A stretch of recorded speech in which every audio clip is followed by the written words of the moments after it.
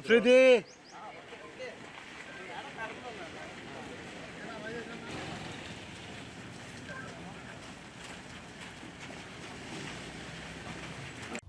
అరీఫుల్లా అనే తెలుగుదేశం పార్టీ కార్యకర్త ఇంటిలోకి కార్పొరేటరు దాడి చేసి 2.5 నెలల క్రితం అరీఫుల్లా ఒక పోస్టు పెట్టాడని సోషల్ మీడియాలో ఒక పక్కా ప్లాన్ ప్రకారం వాళ్ళు అరీఫుల్లా ఇంట్లోకి దాడి చేసి ఆ అబ్బాయిని కొట్టడం జరిగింది, వాళ్ళ నాన్నను కొట్టడం జరిగింది.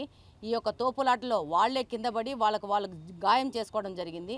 కానీ గొడవ జరిగేసరికి పోలీసు వాళ్ళు వచ్చి ఇద్దరు పార్టీలని 2 టౌన్ పోలీస్ స్టేషన్కి తీసుకెళ్లారు. మేము వెళ్ళి అరీఫుల్లా ఇంటి మీద దాడి చేశారు, కంప్లైంట్ రిజిస్టర్ చేయమని చెప్తే పోలీసులు తాత్సారం చేశారు.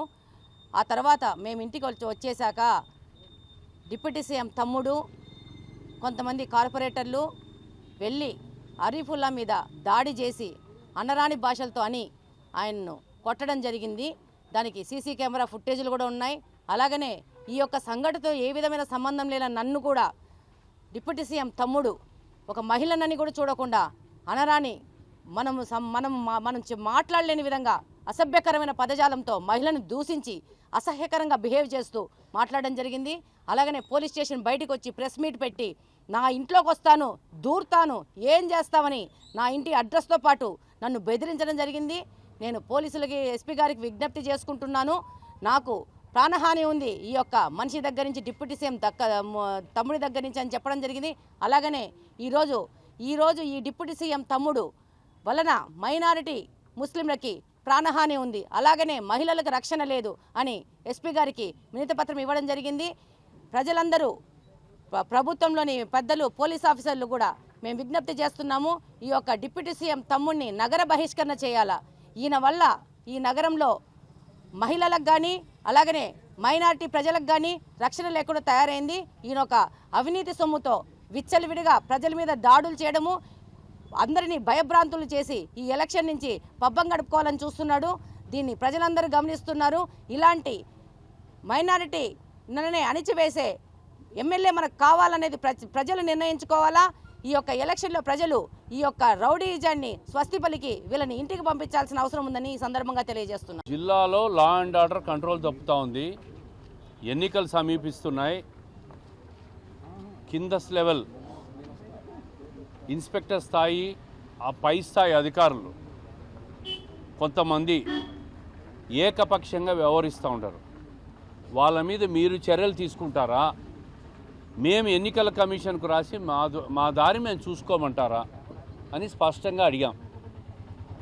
ఇటువంటి ఉప ముఖ్యమంత్రి తమ్ముడు పోలీస్ స్టేషన్ కబ్జా చేస్తే పోలీసులు తిట్టించుకుంటా ఉంటే అక్కడున్న ఇన్స్పెక్టర్లతో మా స్టేషన్ ఇదని వాళ్ళు మాట్లాడుతూ ఉంటే మీరు ఏం చర్యలు తీసుకుంటున్నారు? సీసీ కెమెరా రికార్డింగ్స్ ఉంటే కూడా మాట్లాడే వాళ్ళకు ప్రాణహాని ఉంది.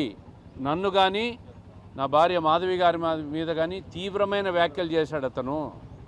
ప్రవీణ్ గారు చెప్పినట్టు మా ఇంటికి వాళ్ళ ఇంట్లో అంత దూరం, వాళ్ళ ఇంటికి మా ఇంట్లో అంతే దూరం. మేము సంయమనం పాటిస్తూ ఉంటాం. ప్రజల్లోకి పోతున్నాం, ప్రజలను ఓటు అడుగుతున్నాం. వాళ్ళకు ఆ విఘ్నత ఉంటే వాళ్ళని అడగమను. కడప నగరంలో మాఫియా సృష్టించుకోవాలనుకుంటే, నయీంలాగా గ్యాంగ్స్టర్ తయారు కావాలనుకుంటే వాళ్ళ ఇష్టం. రికార్డ్ చేసుకో.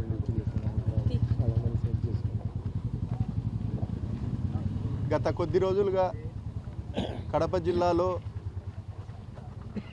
రాజకీయంగా తెలుగుదేశం పార్టీని ఎదుర్కోలేక, తెలుగుదేశం పార్టీకి వస్తున్న ఆదరణ, చంద్రబాబు నాయుడు గారిని మళ్ళా ముఖ్యమంత్రి అవుతారేమో ఒక భయాందోళనలో వైసీపీ నాయకులు వాళ్ళ ముఖ్యమంత్రి మీద కూడా నమ్మకం లేదు వాళ్లకు. ఈరోజు వాళ్ళ ముఖ్యమంత్రి గారు నేను బటన్ నొక్కి సంక్షేమ పథకాలన్నీ ఇస్తున్నానని చెప్తున్నాడు. ఒక సైడు ప్రజలు మా వైపు ఉండారని వాళ్ళ ముఖ్యమంత్రినే చెప్తున్నాడు. కానీ స్థానికంగా చూస్తే కడప జిల్లాలో ఇక్కడున్న ఎమ్మెల్యేలు మాట్లాడే భాష కానీ, కుటుంబ సభ్యులను మాట్లాడే భాష కానీ పూర్తిగా ఖండించాల్సిన పరిస్థితి ఉంది. ఎలక్షన్స్ మూమెంట్లో రాజకీయంగా ఎదుర్కోలేక ప్రజాస్వామ్యబద్ధంగా ఇట్లా రెచ్చగొట్టి దూషణలు చేస్తూ కాలం గడుపుతున్నారు. కానీ రానున్న రోజుల్లో ఎలక్షన్ కమిషన్ చేతిలోకి వెళ్ళిపోతాయి. ఆ రోజు ప్రజాస్వామ్యబద్ధంగా ఏ విధంగా మేము వాళ్ళ దౌర్జన్యాలను ఎదుర్కోవాలని కూడా మేము కూడా సిద్ధమై ఉన్నాం. అదే విషయాన్ని ఎస్పీ గారికి కూడా చెప్పడం జరిగింది. ఎస్పీ గారు కూడా మేము చెప్పిన విషయాలన్నీ కూడా వినడం, నేను మీకు తగిన చర్యలు తీసుకుంటాను, రానున్న రోజుల్లో ఇటువంటి విషయాల మీద నేను పూర్తిగా స్ట్రిక్ట్గా ఉంటాను అని కూడా హామీ ఇవ్వడం కూడా జరిగింది. కానీ ఇప్పుడు వైసీపీ నాయకులకు ఎందుకు ఈ భాష రావడం జరిగింది? ఈ పథకాలు సంక్షేమం మేము ఇస్తున్నామని చెప్తున్నారు కదా. ఈ సభాముఖంగా ఈ ప్రెస్ మీట్ ద్వారా వాళ్ళని అడగదలుచుకున్నా, మీరు చేస్తున్నది, మీ ముఖ్యమంత్రి గారు కానీ మీరు చేస్తున్నది సంక్షేమం మీద మీకు నమ్మకం ఉంటే ప్రజాస్వామ్యబద్ధంగా రానున్న రోజుల్లో మమ్మల్ని ఎదుర్కోవాలా. ఈ విధంగా రెచ్చగొట్టే వ్యాఖ్యలు చేస్తే మేము కూడా తీవ్రంగా దీనికి రిటర్న్ ఇస్తామని కూడా చెప్తూ ఎస్పీ గారికి కూడా ఇదే విషయాలు తెలియజేసినాము. మీరు పారదర్శకంగా ఉండాలా, న్యూట్రల్గా ఉండాలని కూడా ఎస్పీ గారికి కూడా చెప్పడం జరిగింది. Thank you. ఇంకా మా పొద్దుటూరు ఎమ్మెల్యే ఉన్నాడు, అతనికి మనిషి పెరిగాడు కానీ మైండ్ పెరగలే. సెబ్ ఆఫీస్కి పోతాడు, సర్కిల్ ఇన్స్పెక్టర్లు ఎస్ఐలు ఉంటే వాళ్ళ సీట్లో కూర్చుంటాడు, ఇట్లా బల్ల కొడతాడు. ఎస్పీకి కాకుంటే వాళ్ళ అమ్మ మొగుడికి చెప్పుకో, ఎట్లా రాస్తారు మీరు కేసు అంటాడు. ఇంక ఎవరికి చెప్పాలా? ఇంకా ఎస్పీ గారినే మాట్లాడుతా అంటే ఇంకా మా పరిస్థితి ఏంది, ప్రజల పరిస్థితి ఏంది, కార్యకర్తల పరిస్థితి ఏంది? ఇంకా రేపు ఇళ్ళలోకి వస్తారు చక్కగా వచ్చి, రే నీ ఇంట్లో ఎంత ఉంది ఆస్తి అని చెప్పి పట్టి కట్టి, దీంట్లోంచి ఇంత లెక్క కట్టరా అని పోలీసులు రౌడీలు పోతే ఏం చేయాలి ప్రజలుగా? పోలీస్ స్టేషన్కి పోయి ఒక ఎమ్మెల్యే ఎస్పీ అమ్మ మొగుడికి చెప్పుకుంటే ఏంది అది? తర్వాత జమ్మలమడుగులో చూసినాం, ఏంది బూతులు మాట్లాడతా, నేను దేవుడికి వచ్చా ఆడికి వచ్చా. ఆ పాదం ఏమంటే నేను సంస్కారం లేను కాబట్టి చెప్పడంలే, ఏం బీగుతారో పీక్కోండి. ఏంది ఇవన్నీ? అరే నాయన, ప్రజలు బీకుతారా స్వామి? వైసీపీ ఎమ్మెల్యేలకు జగన్మోహన్ రెడ్డి మీకు చెప్తానా, ప్రజలు బీకుతారు ఏం బీకాలను. నువ్వు నేనేంది పీకేది? లేదంటే వాసన్న ఇక్కడ ఈయన ఏంది పీకేది, అక్కడ భూపేష్ సుధీర్ రెడ్డి ఏంది పీకేది? ఏంది పీకేది?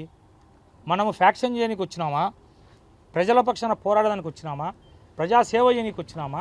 అసలు దేనికి వచ్చినాం మనం రాజకీయాల్లోకి? ఏంది అసలు? యాడిపోతుంది జిల్లాలో? ఆడేమో తాడేపల్లి ప్యాలెస్లో ఆయప పండుకుండే, సర్కిల్ ఇన్స్పెక్టర్ని తిడుతుంది, ఇంకా పోలీసు వాళ్ళని తిడుతుంది, ఇంకా కానిస్టేబుల్ పరిస్థితి దారుణం. ఈ జాబ్ ఎందుకు రానాయనా అని ఫోన్లు ఇసిరి పడేసే స్టేజ్లో పోలీసు వాళ్ళు ఉన్నారు. మళ్ళీ బయటకు వస్తారు, మేము స్విచ్ నొక్కుతాం, ఇన్ని లక్షలు లెక్కిస్తాం అంటారు. మేము మా సంక్షేమం ఇంత బాగుంది అంటారు. నీ సంక్షేమం నీ బంగారు బాగుంటే నువ్వేంటి ఆయన భయపడతారు మీరు? ఇంకా రెండోది, మా పైన కేసులు పెడితే టెక్నాలజీ, పోలీస్ టెక్నాలజీ అమోఘంగా వాడతారు. మా ఫోన్లు ట్రాప్ చేస్తారు, మేము ఏమండేది కనుక్కుంటారు, మా బంధువుల కాడికి పోతారు, మా అనుచరులను తీసుకొచ్చి స్టేషన్లో పెడతారు. ఇప్పుడు స్టేషన్కు పోయి సీఐని తిట్టినోని పట్టుకునేదానికి నో పోలీస్. కాబట్టి మేము రిక్వెస్ట్ చేస్తున్నాం ఎస్పీ గారిని, దయచేసి రెండే పోలీసింగ్ మాదిరిగా చేయండి. లేదంటే ఒక గవర్నమెంట్ జీవో తెచ్చి తెలుగుదేశం పార్టీ నాయకులు మమ్మల్ని జిల్లా దాటిచ్చేయండి. నమస్కారం. ఇంతకంటే నేను ఎక్కువ చెప్పలేను. బాధతో హృదయంతో చెప్తాను. పోలీసులను అడ్డం పెట్టుకొని చెత్త రాజకీయం చేసి చెత్త పనులు చేసే చెత్త వాళ్ళకి చెప్తాను. నమస్కారం.